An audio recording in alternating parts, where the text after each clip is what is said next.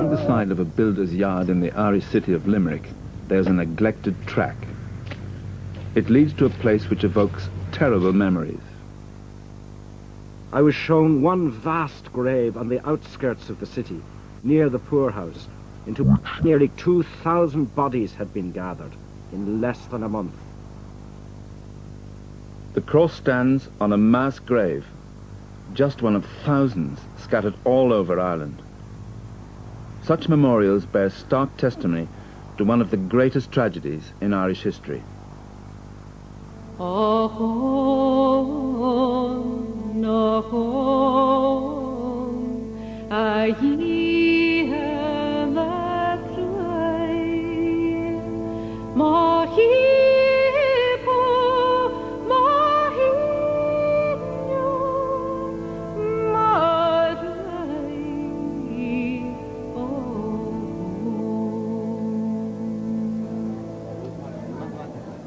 Somalia, 1993. At least 300,000 people died, most of them children. We may feel compassion and send a little money to charity, but these days famine is something which only afflicts brown people in faraway places. It hasn't happened in most of Europe for hundreds of years, except in Ireland, where events just as terrible, just as harrowing, took place only 2 lifetimes ago.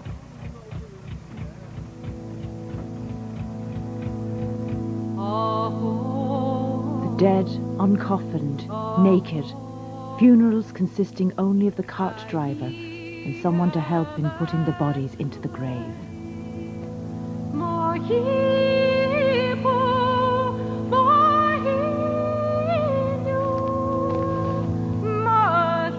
As for the little children, they seem to me to be all stunted in their growth and bearing as close a resemblance as possible to unfledged birds.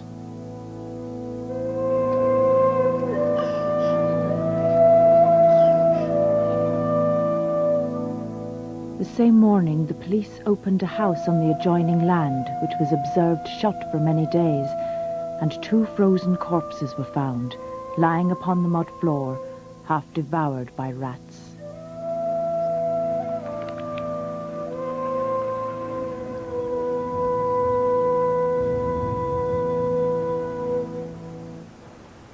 But why should the Irish, alone of all the peoples in the Western world, have been so vulnerable to the horrors of famine?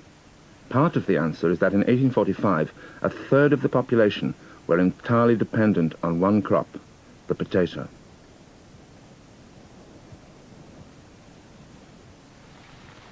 The climate in the west of Ireland is mild and wet, too wet for crops like wheat to do well. For thousands of years, a small population depended on oatmeal and cattle.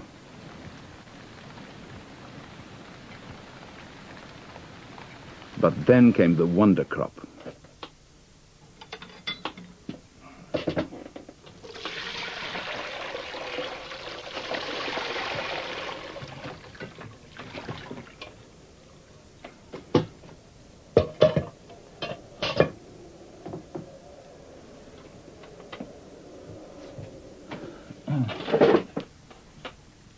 The splendiferous spud, one of nature's greatest inventions, full of nutrition.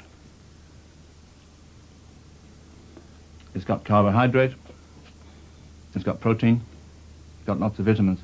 It's a bit weak on vitamin A, so we put in some buttermilk. Or if there's some greens handy, that will also do the job. A man can live on potatoes perfectly easily. And in the 19th century, in Ireland, the poor would eat up to 14 pounds of spuds a day. That's a stone. There was a problem with the potato, one problem, the problem of storage. Potatoes can only be stored for up to 6 months, or 9 at a stretch. So that between May, when the harvest was exhausted, and October, when the new potatoes were coming in, the Irish went a bit hungry every year. There was a seasonal dearth of food in the summer. Despite the seasonal food shortage, the population more than doubled in less than 100 years. By 1845, derelict hillsides like this one in County Mayo were teeming with people.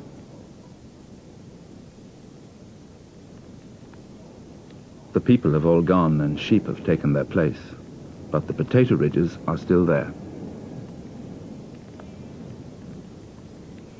Those ridges would indicate tremendous pressure on the land, because I think one has to be under great pressure to be up here at all, tilling this land. There's so much rock in it, there's so much stone.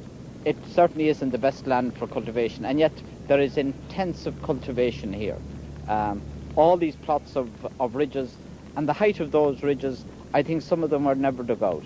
There's an indication that crops were planted here and never gave any return. But the interesting thing is that in grassland and in the pastoral tradition, that you've had 200 generations of that, and then relatively recent in looking at the whole perspective of Irish agriculture, you had this wonder food which came in from America, the potato. It allowed for tremendous crops to be taken off tiny plots of ridges. It gave this tremendous crop. It meant that you had a massive explosion of population, but then disaster hit. And possibly what we're looking at is that moment of disaster when this wonder crop showed that there was a negative side to it as well.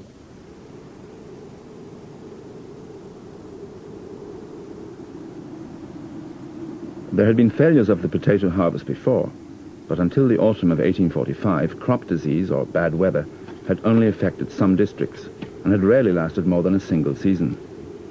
In September 1845, farmers in many different districts all over Ireland noticed signs of a new disease on the leaves of the potato plants. It was blight, accidentally imported from America into Europe. Reports on the harvest from different parts of the country varied greatly. The disease is by no means as far spread as was supposed, and the crops so overabundant that the partial failure will be the less felt. Hunger will, I fear, soon commence among near 1 million of our people. The British government, which then controlled affairs all over Ireland, thought that the Irish were exaggerating as usual. But the Prime Minister, Sir Robert Peel, knew Ireland well and was alert to the danger of famine. He set up a scientific commission to investigate the causes of blight and to try and find some remedy. But scientific knowledge wasn't far enough advanced, and the commission's recommendations were all useless. Ireland's population was then a booming 9 million, with up to 3 million people utterly dependent on potatoes. Clearly there was an urgent need for a substitute food. Maize was the cheapest available. It was known as Indian corn.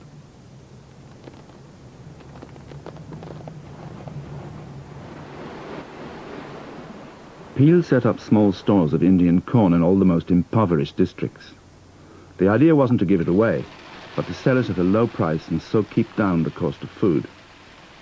Irish grain merchants were enraged by this interference in free trade and complained bitterly about a threat to their profits.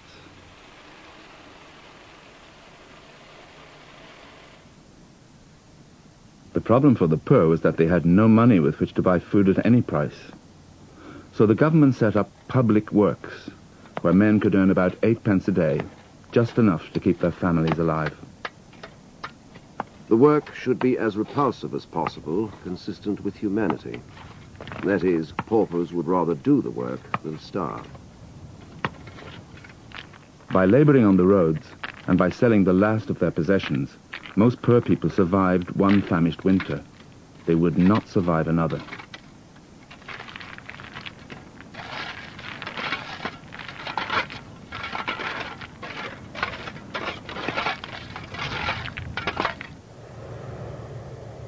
In the summer of 1846, there was fresh trouble about free trade in food. At the time, farmers in England and Eastern Ireland enjoyed high prices for grain because of heavy tariffs on foreign imports. Peel wanted to reform these corn laws and so reduce the price of food, but he was bitterly opposed by many landowners in his own party. He got the measure through, but his government fell and was replaced by the Liberals, then known as the Whigs. Even today, governments are all too ready to impose their economic policies as if they were some form of holy writ. That was certainly true in the summer of 1846, when the Whigs acceded to power.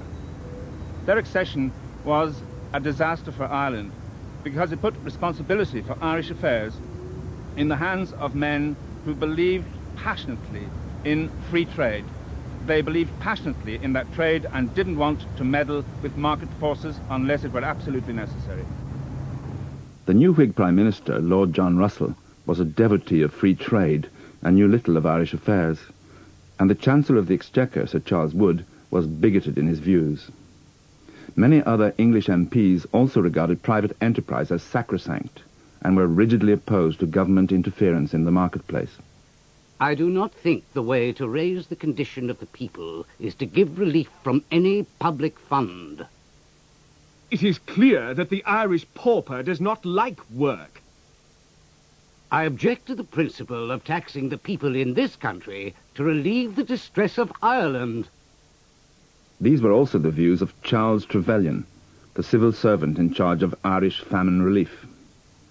He was devout, narrow-minded, and convinced that God and market forces were on the same side.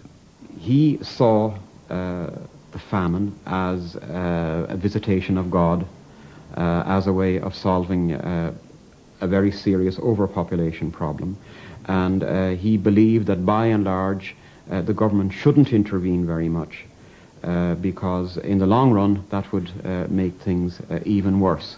If the Irish weren't taught a lesson or didn't learn a lesson in the late 1840s, then who knows, in the 1850s or the 1860s, the same was going to happen again, and they would have to go through perhaps even a worse catastrophe.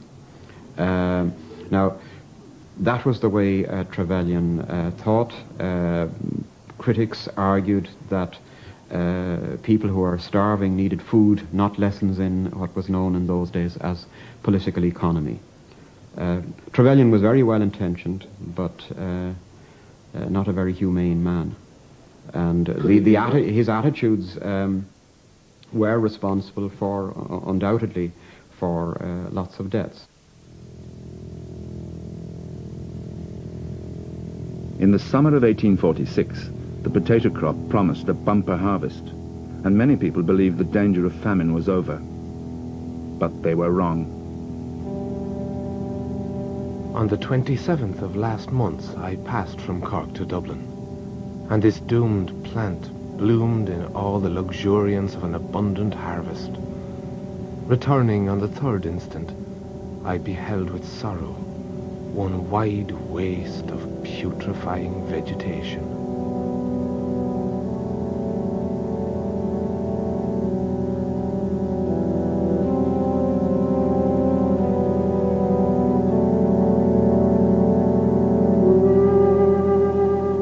Before I saw the crop, I smelt the fearful stench, now so well recognized as the death sign of each field of potatoes.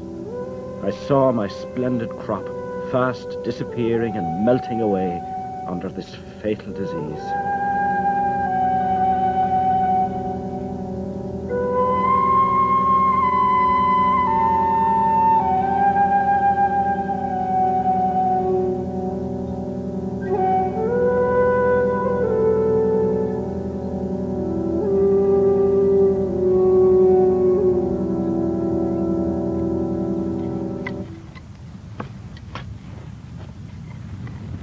Distress and fear was in every countenance.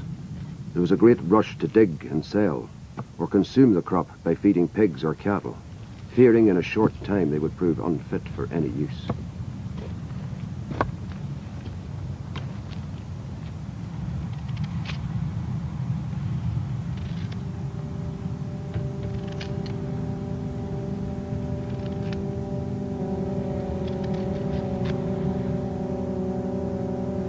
For many months, the government refused to reopen the stores of Indian corn, convinced that nothing should disrupt the free market in food. The result was widespread starvation. I confess myself unmanned by the extent of the suffering I witnessed, more especially amongst the women and the little children, crowds of whom were seen to be scattered over the fields like a flock of famishing crows, mothers uttering exclamations of despair, whilst the children were screaming with hunger.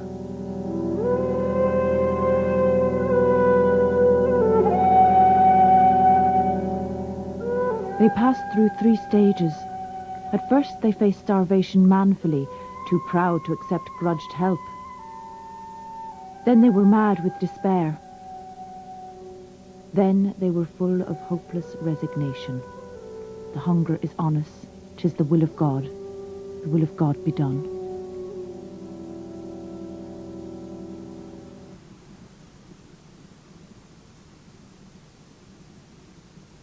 Descriptions written at the time are haunting.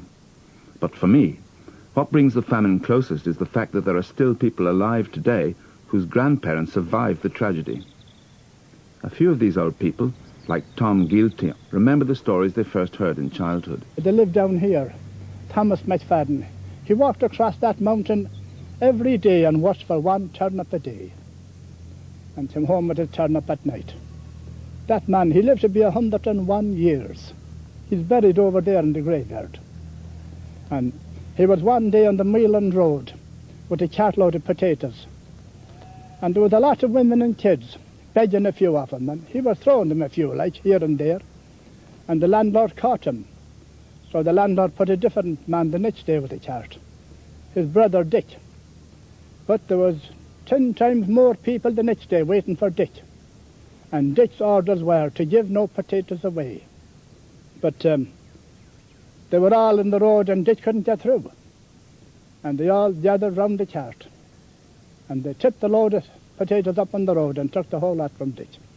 Oh, the praties, they are small, over here, over here. Oh, the praties, they are small, over here.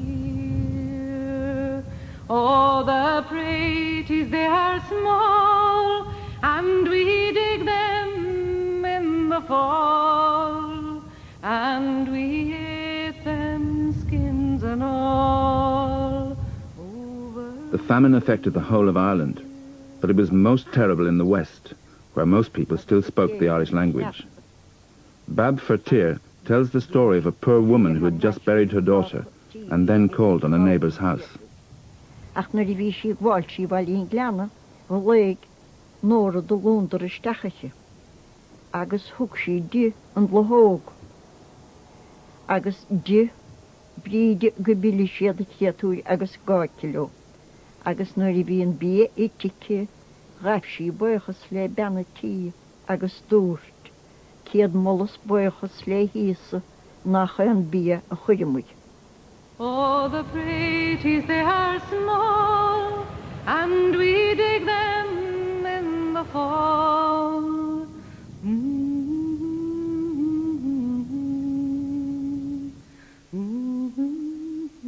Irish people have always attached great importance to the ceremony surrounding death. But there were so many deaths at the time of the famine that wakes and funerals were forgotten and coffins almost unobtainable, even for a much-loved child. Tom was a child during the famine of about 2 or 3 years old, and he got the famine fever, and they thought he was dead. So they were about to take him away and bury him without a coffin. But his aunt, who was very fond of the child, wouldn't allow that. She insisted that she should get some box to put him into. And she searched around, and eventually she got a box. But when she tried to put him into the box, she found his legs were too long. So she disjointed his 2 knees and turned his legs up beside his hips, you see, and got him into the box. He was buried then. And when the next funeral came to the place, they heard some noise in the box. And they opened it, and they found the child was alive inside. Goodness. And he was able to live, you see, because there was sufficient air in the box to keep him going until the next funeral came. But his legs never straightened again. He said himself one of his legs faced east and the other faced west. You see, they were about half a right angle out that way, and he walked on the side of his feet. But, Father dear, a day will come in answer to my call, when Irishmen are fight again and will rally one and all. As time went by, Irish people who might at first have accepted the famine as the will of God came increasingly to see it as caused by the British government. This old song cries out for vengeance. We'll raise a cry, revenge for slavery.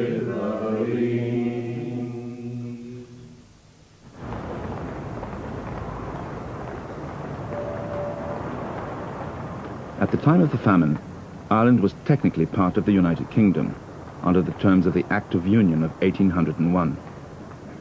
But despite the apparent prosperity of cities like Dublin, there was little industrial development, and Ireland was effectively a British colony, a source of food and raw materials, and a convenient market for English goods. Most of the wealth was in the hands of a small minority of Protestants.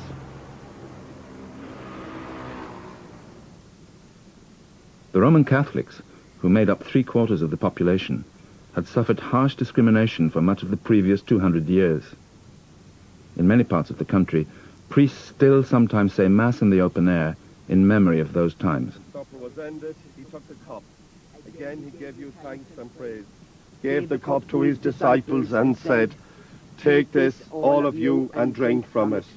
This is the cup of my blood, the blood of the new and everlasting covenant. It will be shed for you and for all, so that sins may be forgiven.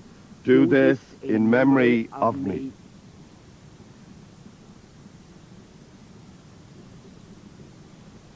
Under the so-called penal laws, Irish Catholics weren't allowed to hold office in government.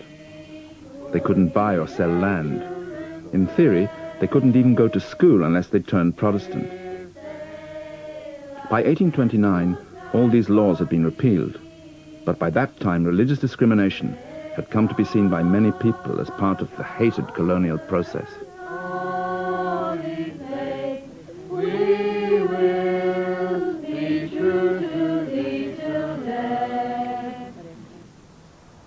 The Anglican Church of Ireland was only attended by about 1/7 of the population. Catholics resented the Church of Ireland because although they never entered its precincts, they were forced to help to pay for it. It was also, of course, the religion of the ruling classes. 80% of the land was in the hands of the Anglo-Irish gentry, the descendants of English adventurers who'd been granted lands in Ireland in the 17th century. This is Colonel John Brown, who was the founder of the estate here in about 1690. And this is the marble staircase here, which was put in by Italians in about... Many landlords were absentees. Others were permanent residents. Some were brutal and arrogant. Others tried to be benevolent. But all of them lived in another world from the ordinary Irish people. And here is the Angel of Welcome, one of the most beautiful statues. And it was a tradition that if you'd been away for a long time and you arrived back as one of the family, the first thing you do when you come into the house is to actually shake hands with the outstretched hand there of the angel. And up here especially you can see how the staircase is cantilevered, but it goes about... The evil of the system lay in the gross inequality in the distribution of land. Anglo-Irish landlords may have seemed all-powerful. A few of them were, but most sat at the top of a ramshackle pyramid of tenancies and sub-tenancies. The estates were often in debt, and most of the land was let on long leases to quite wealthy tenants. But at the bottom of the heap were hundreds of thousands of small sub-tenants. These usually rented their land from richer farmers from one year to the next, with no security, always in arrears with the rent. And these poor people tended to subdivide their land still further to make provision for their families. So you get a dualistic system where the better off farmers tend not to subdivide, and so the inequality in the distribution of land over time is becoming greater.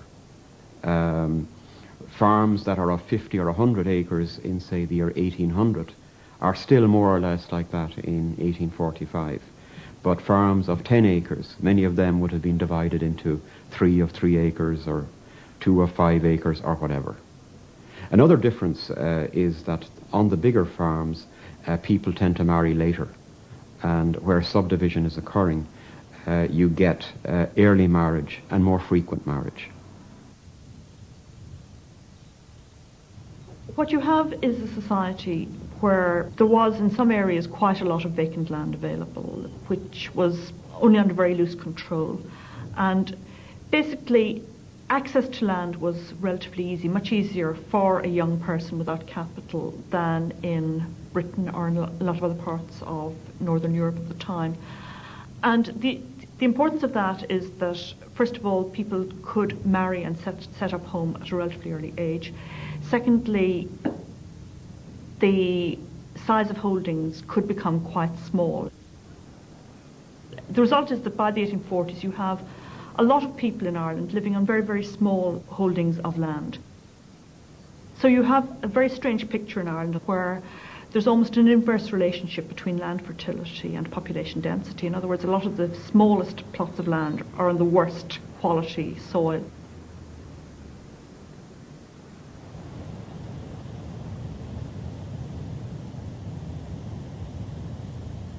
Many of the poorest farmers lived close to the sea, where they could get access to seaweed to fertilize their potatoes. To some English observers, there was something immoral about living off potatoes, and the poor Irishman was an object of scorn. A fortnight's planting, a week or 10 days digging, suffice for his existence. During the rest of the year, he is at leisure to follow his own inclinations. The whole of them, with a few exceptions, are idle, reckless, lazy, and improvident. But although this dependence on potatoes may seem to have been foolish, the poor Irish had little choice. Potatoes gave the highest return from the smallest plots of land. Except in parts of the east, wheat was out of the question, and if western farmers did raise a small plot of oats or barley, they almost always had to use it to pay the rent.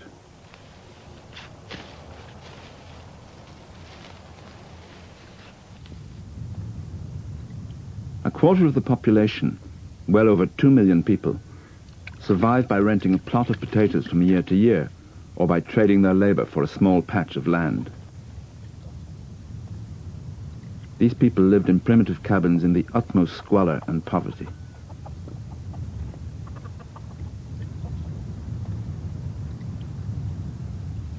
As long as they were able to cut turf for their fires and had potatoes to eat, they could survive. In fact, they were surprisingly healthy and often had large families. This fecundity was one of many aspects of Irish rural life which offended the English. The Irish peasantry have a taste for rioting and whiskey, spend a large portion of their year on popish holidays, and the usual crimes and absurdities of itinerant and local treason. Who can wonder if Pat continues poor? But English visitors were appalled by the depths of Irish poverty. A bed or a blanket is a rare luxury, and their pig and their manure heap constitute their only property. Before the famine, the British government decided that something must be done about the poorest of the poor. 130 workhouses were built, where destitute people could take refuge at times of extreme want. The workhouses were paid for by rates levied on local landlords and tenant farmers. Conditions were made as harsh as possible to dissuade the Irish poor from sponging off the rates. They are led to their stores for the night, where are pallets of straw in long rooms. They are sorted and ranged according to sex, to lie down together with neither light of the sun, moon, or candle till the morning dawn, to resume afresh the routine of the preceding day.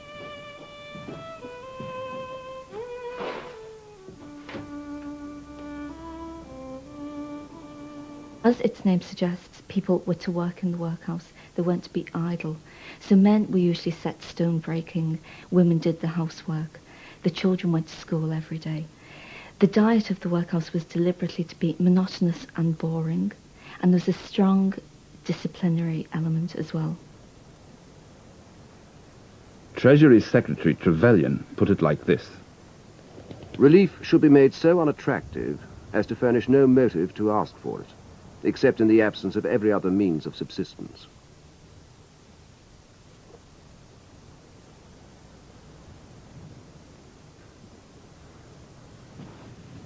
This was one of the isolation cells in the workhouse. People got thrown in here for having drink or maybe tobacco, or who knows, maybe for trying to kiss their wife. And they were thrown in here for 2 or 3 days. The door was shut. There was no light. It was dank. It was cold. And quite frankly, standing here, I myself feel a chill in the soul. Of course, the British didn't feel charitable towards the Irish, who were seen as treacherous beggars, always ready to shoot their English benefactors in the back, constantly plotting rebellion. In some cases, they were regarded almost as subhuman. There's an element of racist scorn in many cartoons of the period.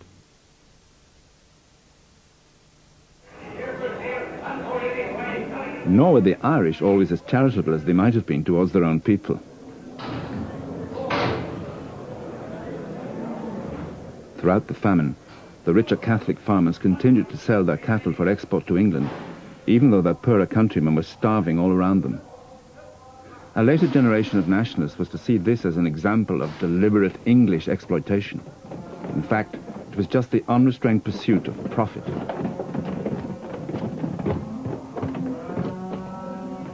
There was nothing to stop that food staying in Ireland. It would have stayed in Ireland presumably if the farmers in question had got a higher price on the local markets than they got on the export market. Nobody forced the food to leave the country. It didn't have to leave the country to pay rents either. There was a common currency between the two countries. The rent could have been paid by food sold in Dublin just as well by food sold in Liverpool. The reason the food didn't stay in Ireland is because the people who were starving didn't have the wherewithal to buy this food.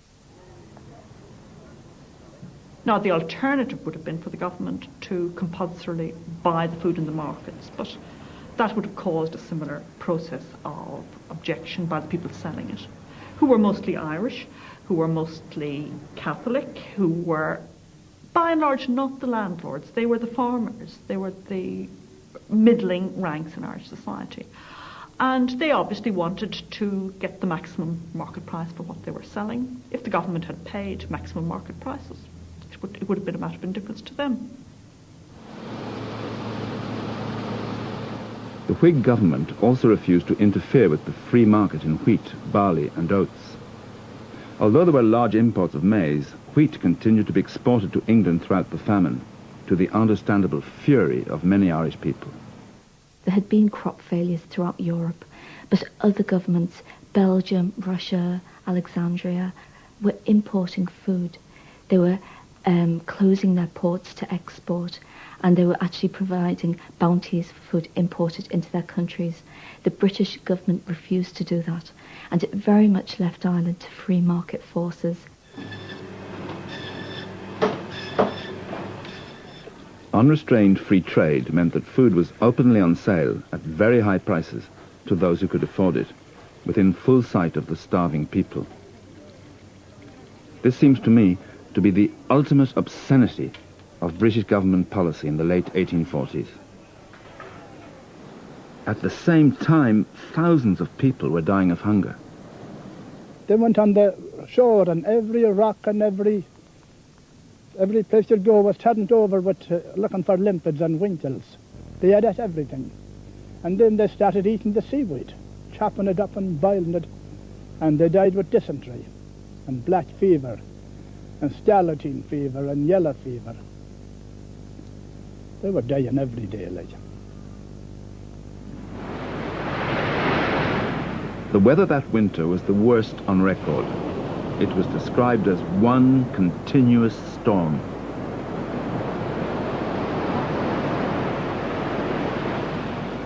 So rude is their tackle, and so fragile and liable to be upset are their primitive boats, that they can only venture to sea in fine weather, and thus, with food almost in sight, the people starve.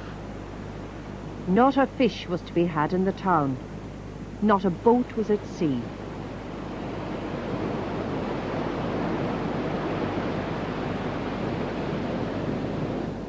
After much delay, the government restarted the public works. This is a famine road in the Dingle Peninsula, and it's flanked by a wonderful wall. We know from some reports that men on the works dropped dead. They were starving, they were wretchedly dressed, and they were paid a pittance for their work, a pittance which sometimes never even arrived. Here we know that there was a ganger who was reasonably humane and allowed the men to go down to the shore to pick mussels and other shellfish, and some of these mussels are still lying on the road here today.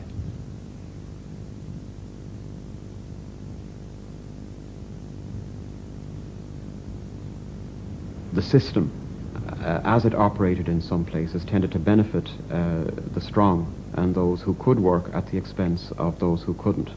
In that sense, it was an inefficient way of providing relief. Again, it involved people working out in the open, in bad clothes, in bad weather, and so on. And that is not an ideal way of dealing with people who are on the brink of dying. There was no other government relief available, so the Board of Works ended up by taking on women, old folk, even children. By February 1847, 750,000 people were employed, and many of them had several dependents. But wages were rarely more than 8 pence a day, and with no restriction on food prices, the cheapest Indian corn rose to 3 pence a pound. While they worked, the people were slowly starving to death.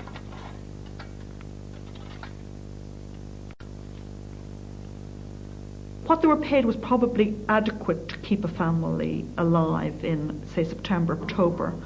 By January, what they were paid was no longer adequate to buy sufficient food for that family. Yes, maybe you could pay them more, but the more you paid, the more you were taking people out of ordinary everyday jobs, farm labourers, work in the local towns, etc. I think basically the shock to the system, what happened in terms of food prices, meant the public works didn't have a chance. In the spring of 1847, the public works were brought to an abrupt halt. This is a pile of stones that were going to be used to build a road, and they lie exactly where they left them 150 years ago. Some of the projects were good, others were futile. This was one of the futile ones. It would have been a road from nowhere to nowhere.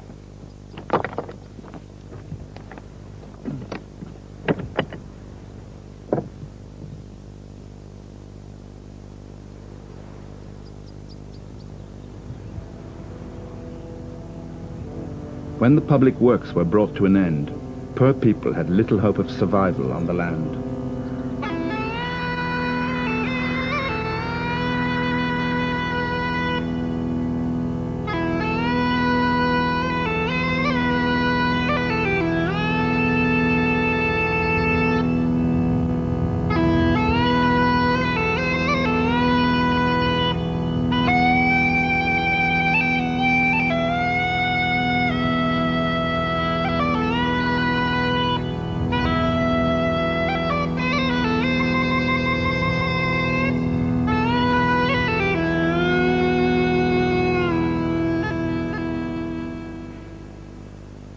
Some of their landlords did nothing. Others tried to help. He did everything he could, we believe, under the circumstances, to help in every way possible. He brought in a ship at the quay with grain on it for distribution. He kept the workhouse going at his own expense, in fact, for quite a long time. He travelled the 26 counties, or 26 of the counties of Ireland, consulting with all the appropriate people, trying to see if something could be done about the famine. And also, they had a lot of guns and a lot of shot at that time when the famine began itself. And they went off over the hills, over the deer park, and they shot all the birds and the deer that they could shoot. And they brought them down into the great big, enormous famine pots, which they boiled up great soups with.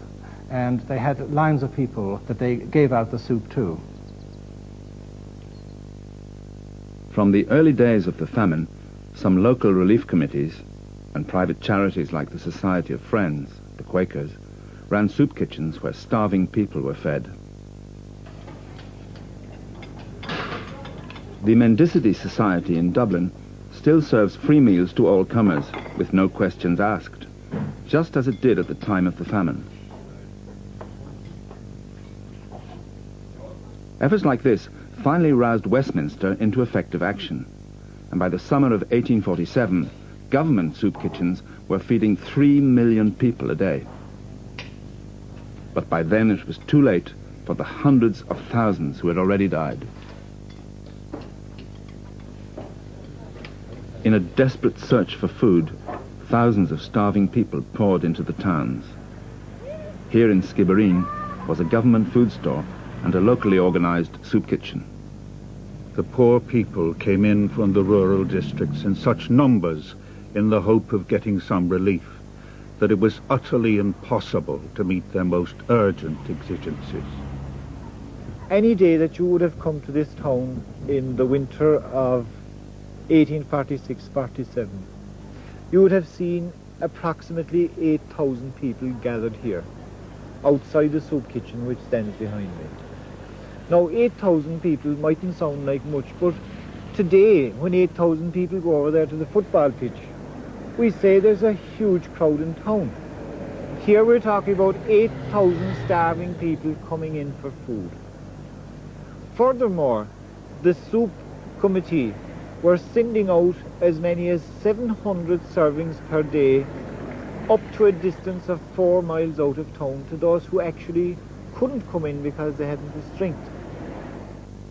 In every famine, far more people die of disease than die of hunger alone. And when people flock in from the countryside in search of food, the danger of epidemics is greatly increased. This is as true today as it was in 1847. In the Ethiopian famine of 1984, great care was taken to try and ensure clean water supplies to prevent dysentery. The medical teams also had modern disinfectants and antibiotics for the treatment of disease. Even so, relief workers found that Ethiopian children in 1984 suffered from exactly the same diseases as the Irish children of 1847. Typhus is spread by a louse, an infected louse. And of course, as happened in the Irish famine, I understand, we had a lot of debilitated people gathered together. Their clothes were dirty and their heads were full of lice. And people who are sick and cold huddled together for warmth. And of course that caused a lot of the spread of the infection at the time. So we were very concerned about the high numbers of people gathered together.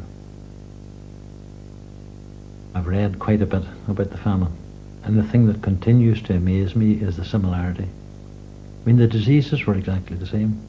Bacillary dysentery, typhus, pneumonia, and I'm certain, although I haven't read much about iron deficiency anemia, but I'm absolutely certain the anemia was gross in Ireland at that time. I don't know if much has been written about that, but I mean, it's a very important factor because it predisposed people to the various infections we're going. The workhouses, which had been shunned before the famine, were now besieged by thousands of people begging for admission. Inevitably, the places of refuge became hotbeds of infection.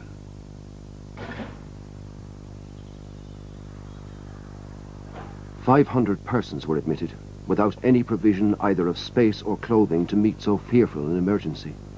All of them were suffering from famine, and most of them from malignant dysentery or fever.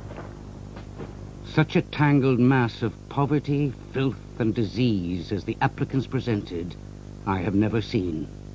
Numbers in all stages of fever and smallpox, and all clamoring for admission. The great majority of new admissions are when brought into the house at the point of death, in a moribund state. It is a well-known fact that many dying persons are sent for admission merely that coffins be obtained for them at the expense of the Union. By the autumn of 1847, many workhouses were running out of money to feed and house, or even to bury, their wretched occupants. At this point, the British government washed its hands of the Irish problem. It brought in a new measure to make Irish property pay for Irish poverty. It was called the Poor Law Extension Act and was the brainchild of Treasury Secretary Trevelyan. Trevelyan believed that Ireland's estates must be made more profitable, which meant getting rid of inefficient or debt-ridden landlords, like Major Dennis Mann, the owner of Strokestown Park. When Mann inherited the estate, it was £30,000, say between £2 and £3 million at today's prices, in debt. From my own reading of the family's papers, it's obvious that Mann was in an impossible situation.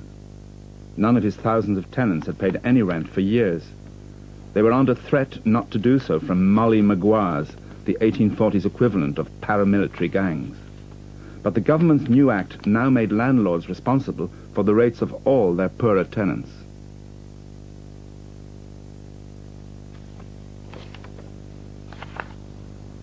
Mann himself was assassinated before the new act became law, but the problem remained for his successors. How could landlords pay the rates for thousands of poor tenants who were no longer paying them any rent? The answer was to evict them and destroy their houses.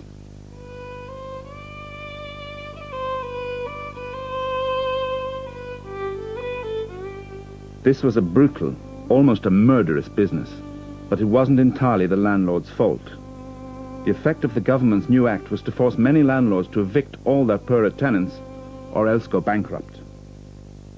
Other people on the estate were forbidden to shelter evicted tenants, because if the homeless people remained on his land, the landlord would still be liable for their rates. The ditch side, the dripping rain, and the cold sleet are the covering of the wretched outcast the moment the cabin is tumbled over him. No country ravaged by a hostile army could have been reduced to a more deplorable condition.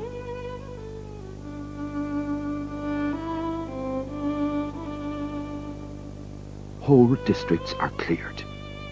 The torpor and apathy which have seized on the people are only surpassed by the atrocities committed by those who set the dictates of humanity and the decree of the Almighty at equal defiance.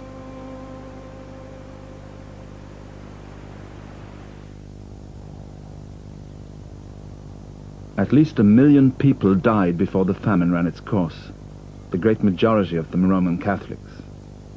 They died in conditions of abject misery and degradation.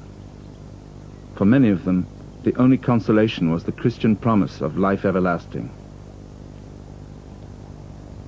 It must have been that faith which enabled them in the end to face death with such extraordinary submissiveness. They passed through 3 stages. At first they faced starvation manfully, too proud to accept grudged help. Then they were mad with despair. Then they were full of hopeless resignation. The hunger is on us. 'Tis the will of God. The will of God be done.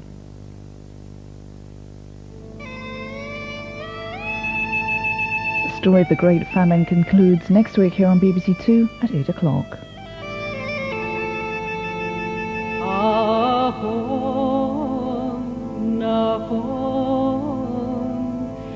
Ye